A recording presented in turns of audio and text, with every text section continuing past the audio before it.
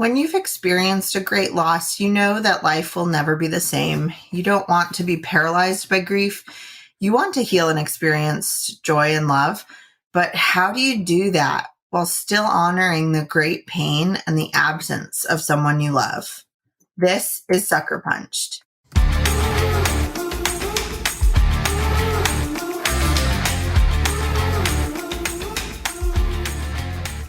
Friends come to me pretty frequently saying they'd like tea, but they don't know where to start.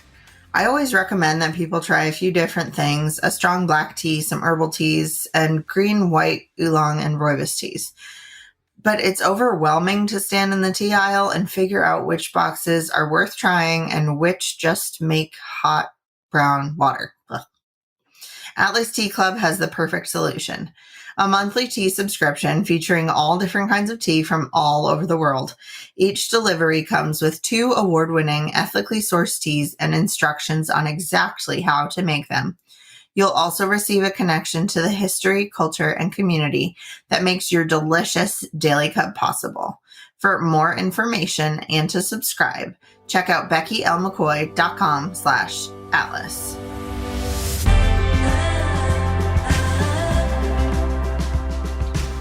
I get so mad when people use the phrase moving on when it comes to healing from grief. You don't move on from your person as if you could. They played a role in your life and you'll carry them with you forever. Besides, a loss of any kind, whether a person, a job, a home, a friendship, or a dream, changes you. You can't be the person you were before the loss. To move on would be like pretending they never existed, and that's cruel, as well as super unhealthy. I don't think people say it's time to move on with the implication that you should forget your person or pretend the loss never happened. Moving on from grief is one of those red flag phrases that tells me the person I'm talking to is eager to avoid the realities of grief. They're uncomfortable with the thought of grief and upset that you have been hurt so deeply. I think what they mean to say is, I want to see you well. I miss who you were. I wish you didn't have to carry this burden. Unfortunately, they express it in a way that prioritizes their comfort over your healing. The burden of grief is real and heavy, and we can't move on from it or leave it behind. It's something we carry with us. That doesn't mean we don't heal. It doesn't mean we don't try new things or return to old things or be present, undistracted by the weight of grief. But we are fundamentally different than we were before loss. I want to pause for a minute to clarify something. Grief and loss are words we use when we talk about the literal death of someone we love, but they aren't limited to that specific kind of loss. People who are estranged from loved ones have experienced a great loss. Those people who have been foreclosed on or lost a home to a fire are grieving. If you've ever been let go from a job you needed or asked for distance from a friend you love, you know that the pain of loss and grief are very real. A breakup, a cross-country move, and a graduation are all things that can be good and healthy and what you know is right, but can still carry the grief of what was and what will not be. When I talk about grief, I mean all of these things. Your grief isn't any less significant because it wasn't a person. It's not any less painful if it wasn't a literal death of a loved one. If it hurts, it hurts. We carry our losses and our grief with us. And yes, sometimes they get really, really heavy, but we get stronger. Not that we get stronger so we can carry more pain or cope with more loss. We get stronger in empathy, in tenderness, and in kindness to each other and ourselves. I don't think I want to go back to being the version of me I was before my husband died, or even before my dad died. Does it hurt when I'm reminded that they can't know the current version of me, the one I'm so proud of? Absolutely. I truly hate that that's true.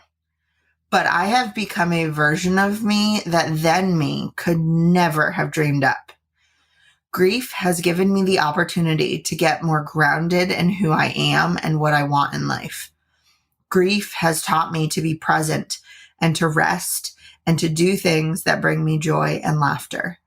Yes, grief has brought me some of the greatest pain of my life, and I wouldn't wish it on my worst enemy. But I'm grateful for the fertile ground it created in my life because some really beautiful things have grown out of it. So the next time someone says it's time to move on, and there will be a next time because it's just one of those things people can't seem to unlearn, you can remind yourself and tell them that you won't move on. You can't leave the loss behind you, but you're learning to carry it with you as you navigate this new way of living. Tell them and remind yourself that you're just as eager to not be in the depths of the pain, but that you aren't going to force or rush the healing either, because grief doesn't obey logic or timelines.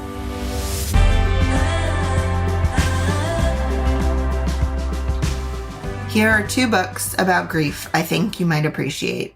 Harry's Trees by John Cohen and Grief is Love by Marissa Renee Lee. There are so many more books I'd like to recommend, so I've listed and linked them all at beckylmccoy.com/grieflibrary.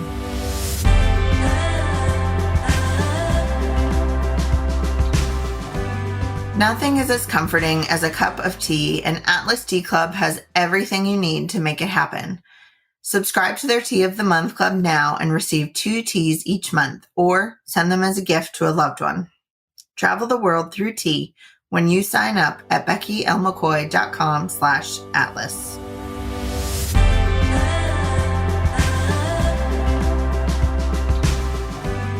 You'll find all the links mentioned in this episode, along with a full transcript of this episode at beckylmccoy.com/podcast/83.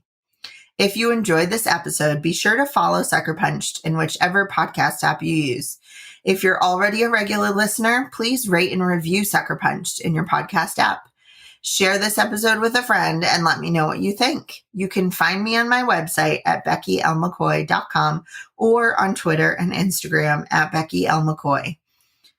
Give my 4 mantras for when I'm overwhelmed at beckylmccoy.com/4mantras. And as a bonus, you'll get sneak peeks into future projects, as well as early access to future events and retreats.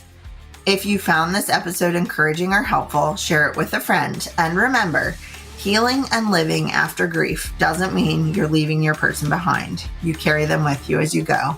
You're doing great.